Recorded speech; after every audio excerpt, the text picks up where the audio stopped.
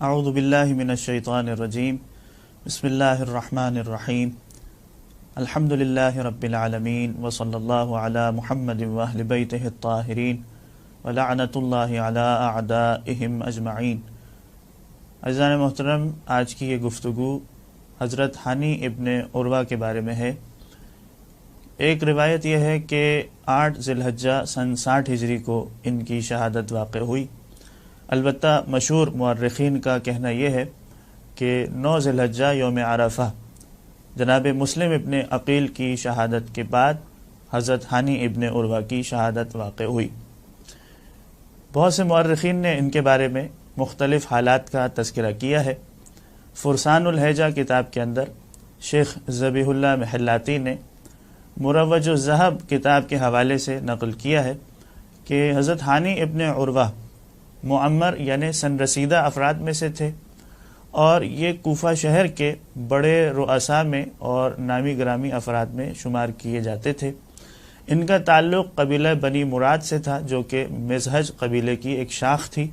اور یہ اپنے قبیلے کے سردار تھے۔ کہا جاتا ہے کہ جب یہ اپنے قبیلے کے ساتھیوں کے ساتھ نکلا کرتے تھے تو 4000 مسلح افراد ان کے ساتھ ہوتے تھے، اور الگ پیدل چلنے والوں کی تعداد تقریباً 8000 کے برابر ہوتی تھی۔ بعض مورخین نے یہ بھی لکھا ہے کہ قبیلہ بنی کندہ کے ساتھ بھی ان کا تعلق تھا، لہذا جب قبیلہ بنی کندہ کے لوگ بھی ان کے ساتھ چلا کرتے تھے تو پورا لشکر تقریباً 30,000 افراد پر مشتمل ہوتا تھا، جن کی سرداری ہانی ابن عروہ کیا کرتے تھے۔ ایک اور کتاب کے حوالے سے تاریخ دمشق کے اندر ابن عساکر نے یوں لکھا ہے ہانی ابن عروہ کے بارے میں کہ یہ اور ان کے والد جناب عروہ یہ دونوں رسول کے اصحاب میں شمار ہوتے ہیں، صحابی رسول تھے، اور ہانی ابن عروہ نے مولا امیر المؤمنین علیہ الصلوۃ والسلام کے ساتھ تینوں جنگوں جمل، صفین اور نہروان میں شرکت کی، یہاں تک کہ کربلا کے واقعے سے پہلے جناب مسلم ابن عقیل کو بھی اپنے گھر میں پناہ دی تھی۔ اس کے علاوہ تاریخی طور پر ایک اور واقعہ جس میں جناب ہانی کے والد عروہ کا تذکرہ ملتا ہے کہ جس وقت کوفہ شہر سے عبید اللہ ابن زیاد کے باپ زیاد نے حجر بن عدی کو گرفتار کیا اور اسے شام معاویہ کے پاس بھجوایا، تو راستے میں ہی جناب حجر ابن عدی کو قتل کیا گیا۔ اس موقع پر جناب ہانی کے والد عروہ بھی حجر بن عدی کے ساتھ تھے،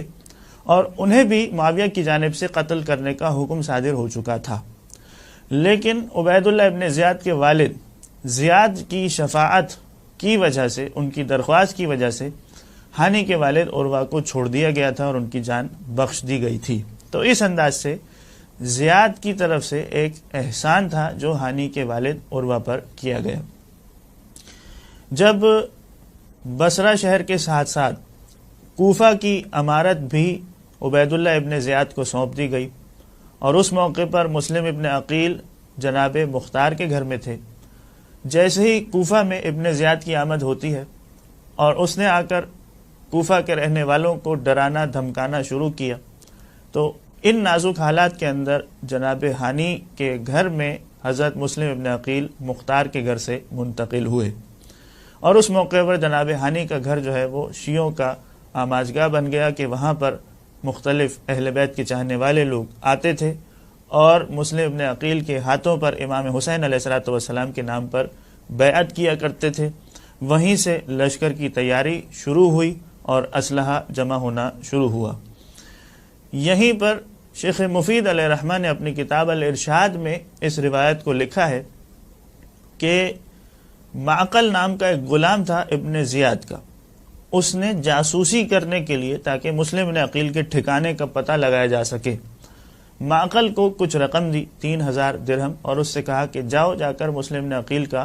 پتہ معلوم کرو کہ وہ اس وقت کس جگہ پر ہیں۔ لہذا وہ معقل غلام مسجد کوفہ میں آ کر بیٹھ گیا، مسلم ابن اوسجا سے ملاقات ہوئی، ان کے ہاتھ میں یہ رقم دی اور کہا کہ میں اہل بیت کے چاہنے والوں میں سے ہوں، میں شام سے آیا ہوں اور مسلم ابن عقیل کے ہاتھ پر بیعت کرنا چاہتا ہوں اور ان کے لشکر میں شامل ہونا چاہتا ہوں۔ لہٰذا اس نے بہت سارے عہد و پیمان کے ساتھ مسلم ابن عقیل کو بھروسہ دلایا کہ میں آپ کے چاہنے والوں میں سے ہوں، اور مسلم نے اوسجہ نے کسی طرح انہیں ہانی کے گھر میں مسلم ابن عقیل سے ملاقات کروائی۔ لہذا یہ شخص روزانہ ہانی ابن عروہ کے گھر میں آتا تھا، جاسوسی کرتا تھا، سارے حالات کی خبر تھی، اور یہ سارے واقعات جا کر عبید اللہ ابن زیاد کو سنا دیا کرتا تھا۔ اسی موقع پر ہانی ابن عروہ کو اپنی جان پر ذرا خوف محسوس ہوا کہ کہیں ایسا نہ ہو کہ مسلم ابن عقیل کی میرے گھر میں موجودگی کی اطلاع عبید اللہ ابن زیاد کو ہو جائے، لہٰذا انہوں نے اپنے آپ کو مریض ظاہر کیا اور عبید اللہ ابن زیاد سے دوری اختیار کی۔ اسی موقع پر 3 افراد کو عبید اللہ ابن زیاد نے اپنے دربار میں طلب کیا، محمد ابن اشعث، اسما بن خارجہ اور عمر ابن الحجاج الزبیدی۔ ان 3 افراد کو طلب کیا جو ہانی ابن عروہ کے بھی دوست تھے، قریبی ساتھیوں میں سے تھے، اور ان سے پوچھا کہ آخر کیا وجہ ہے کہ ہانی ہمارے پاس ملنے کے لیے نہیں آتا۔ کہا گیا کہ وہ بیمار ہے۔ عبید اللہ ابن زیاد نے کہا کہ اچھا پھر ان سے کہو کہ وہ جیسے ہی ٹھیک ہو جائیں، ان کی صحت بحال ہو جائے تو ہم سے ملنے کے لیے آئے۔ لہذا ان کو پیغام دے کر کے بھیجا گیا۔ یہ تینوں ہانی ابن عروہ سے ملنے کے لیے آتے ہیں، اس وقت وہ اپنے گھر کے دروازے پر بیٹھے تھے، اور ان سے کہا کہ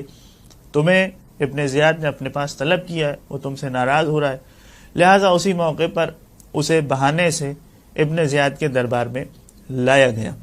اور جیسے ہی ہانی ابن عروہ ابن زیاد کے دربار میں پہنچے ہیں تو اس موقع پر عبید اللہ ابن زیاد نے ہانی سے کہا کہ آخر کیا بات ہے کہ تم نے اپنے گھر میں یزید کے خلاف لشکر کشی کرنا شروع کر دی ہے، اسلحہ جمع کرنا شروع کر دیا ہے، اور اپنے گھر میں مسلم ابن عقیل کو چھپا کر رکھا ہوا ہے، کیا تم یہ سمجھتے ہو کہ یہ ساری خبریں مجھ سے چھپی رہیں گی؟ ہانی نے کہا کہ ہرگز ایسا نہیں ہے، اور نہ ہی مسلم ابن عقیل ہمارے گھر میں موجود ہیں۔ کہا تم جھوٹ بولتے ہو، اور اس موقع پر اپنے اس جاسوس معقل نامی غلام کو ہانی ابن عروہ کے سامنے پیش کیا۔ جیسے ہی ہانی کو پتہ چلا کہ یہ شخص عبید اللہ ابن زیاد کا جاسوس تھا اور ساری خبر ابن زیاد تک پہنچ چکی ہے، لہٰذا اعتراف کرتے ہوئے کہا کہ یہ بات ٹھیک ہے کہ مسلم ابن عقیل میرے گھر میں موجود ہیں، لیکن میں نے خود انہیں اپنے گھر میں دعوت نہیں دی، بلکہ وہ میرے پاس پناہ طلب کرنے آئے تھے تو میں نے ان کی مہمان نوازی کی اور انہیں اپنے گھر میں جگہ دی۔ اگر تم مجھے اجازت دو تو میں تمہیں یقین دلاتا ہوں کہ میں اپنے گھر جا کر انہیں اپنے گھر سے نکال دوں گا تاکہ وہ کہیں اور چلے جائیں۔ عبید اللہ ابن زیاد نے کہا کہ تمہیں کہیں جانے کی اجازت نہیں ہے، تم اپنے ساتھ مسلم ابن عقیل کو میرے دربار میں لے کر آؤ۔ ہانی نے کہا کہ یہ کام میں ہرگز نہیں کر سکتا، مہمان نوازی کا تقاضا یہ ہے کہ میں اپنے مہمان کی عزت کا خیال رکھوں، لہذا میں کبھی اپنے مہمان کو تمہارے سامنے اس خاطر پیش نہیں کروں گا کہ تم اسے قتل کر دو۔ جب بحث اور تکرار بڑھتی گئی تو اس موقع پر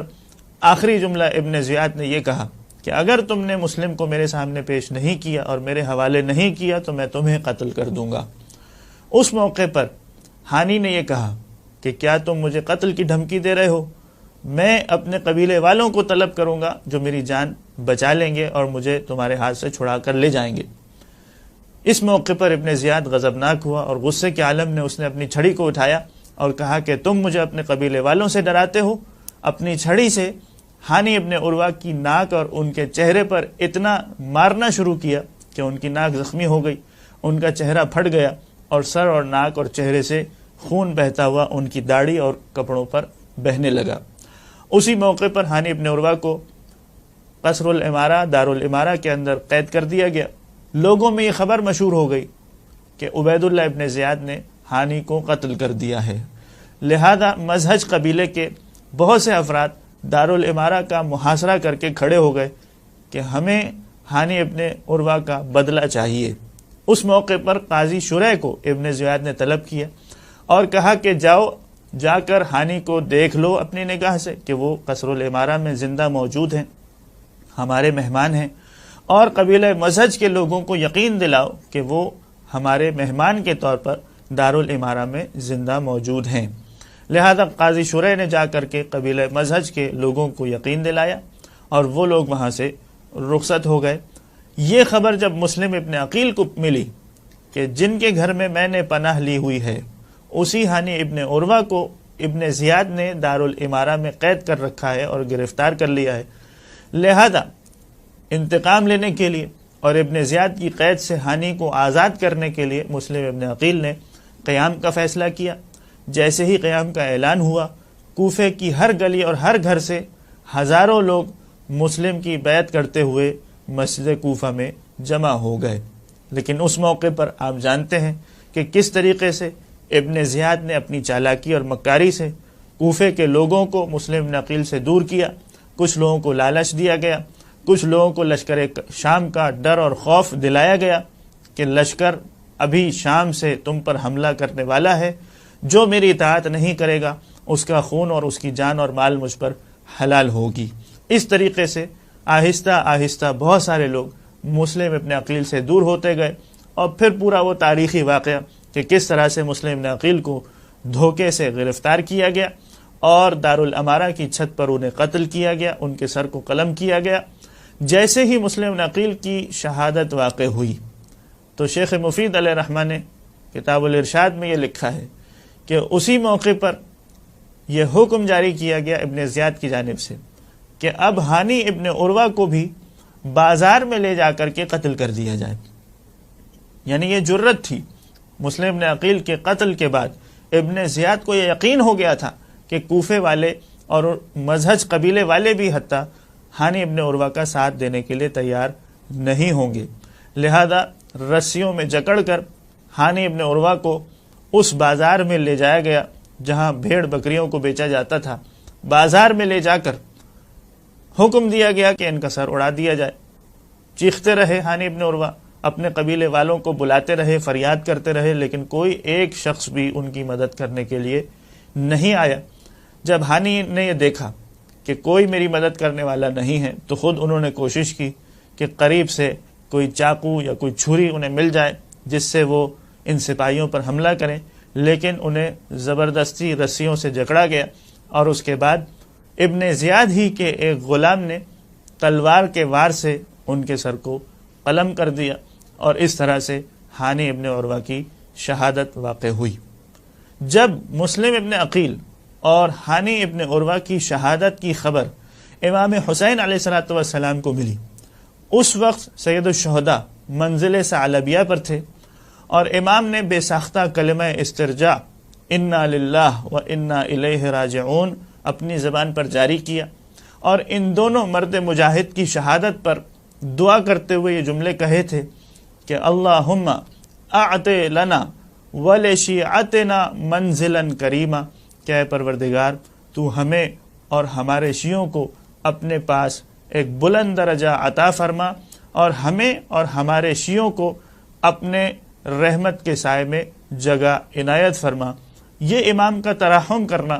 اور اپنے چاہنے والے اپنے شیعوں کے لیے دعا کرنا بتا رہا ہے کہ کس طرح سے امام حسین علیہ السلام کو مسلم ابن عقیل اور ہانی ابن عروہ کی شہادت کا غم تھا۔ یہیں سے ہانی ابن عروہ کے درجے کی اہمیت کا اندازہ ہوتا ہے۔ اسی کے ساتھ ہم دعا کرتے ہیں کہ پروردگارہ ہمیں اپنی زندگی میں غم اہل بیت کے سوا کوئی غم دیکھنا نصیب نہ فرما، اور اسی طریقے سے تمام مومنین اور مومنات کہ جن کے دلوں میں یہ خواہش ہے کہ کربلا معلیٰ کی زیارت کر سکیں، پروردگار ان کے لیے جلد از جلد وسائل مہیا فرما۔ آنے والے ایام عزاداری کے ایام ہیں،